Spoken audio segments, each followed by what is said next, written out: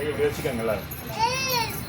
எனது மாவட்டத்திலிருந்து காச நோயை முழுமையாக நீக்கிடவும் பொதுமக்களிடையே காசநோய் குறித்து விழிப்புணர்வை ஏற்படுத்தவும் முழு மூச்சுடன் பாடுபடுவேன் என்று நான் உறுதியளிக்கிறேன். எனது மாவட்டத்தில் காசநோயால் பாதிக்கப்பட்ட நபர்களும் அவர்களது